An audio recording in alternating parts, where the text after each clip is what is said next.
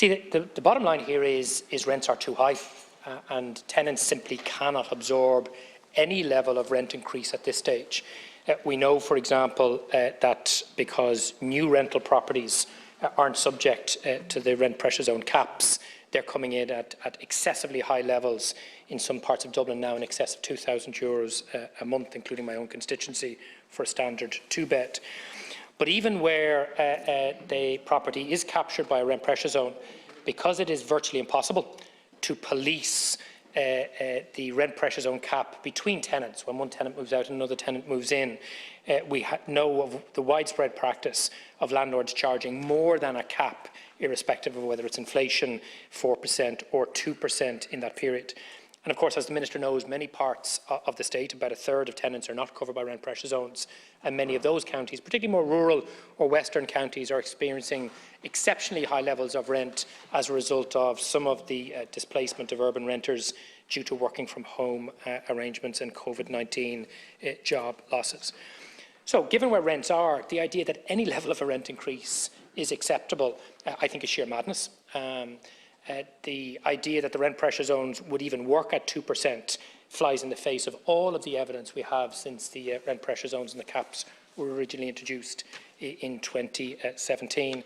And on that basis, the only thing to do here is to stop rent increases for an emergency period only. I don't believe that you can ban rent increases indefinitely. I think there are medium to long-term negatives of doing so. But absolutely, in the short term, they need to stop. I also have to say one of the very retrograde elements of this bill is the reintroduction of what we call the accumulating rent increase for a landlord that may not have increased rent in previous years. That was a feature of the original rent pressure zone legislation introduced by Simon Coveney. It wasn't really a feature in 2017, 18 or 19, but when COVID hit, many landlords chose, and I think they did the right thing, not to increase rents in 2020 because of financial difficulties of their tenants. But their tenants were then hit with 8% rent increases in 2021. It became quite a big matter of debate here, and the Minister removed that provision during the last Residential Tenancies Amendment Bill.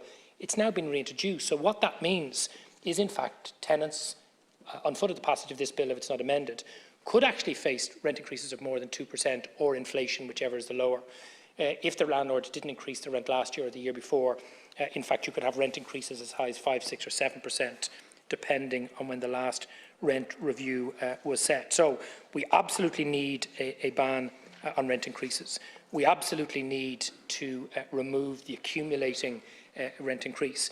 And I'm sure the Minister will make some reference to the Constitution, and I just want to fully endorse Deputy Nash's comments on this. We have had before circumstances where rents couldn't be introduced for a period of time.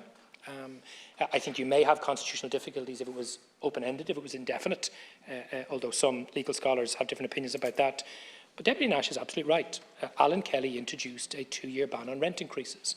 And while I have other difficulties with that piece of legislation, which I'll blame Michael Noonan for rather than Alan Kelly, because he fought tooth and nail against any relief for renters, because that's often the Fine Gael way, anybody who gets up in this chamber and argues that it would be unconstitutional to have a very temporary ban on rent increases at a time when rents are higher than they were at the height of the Celtic Tiger, I think is misleading the House, and I would challenge them to publish any legal advice they have in the matter, and if they did so, I would be willing to reconsider. But I think it's a canard, it's used to hide inaction, and therefore I think this entire group of amendments are eminently sensible, and if the government was serious about protecting renters, they would accept them.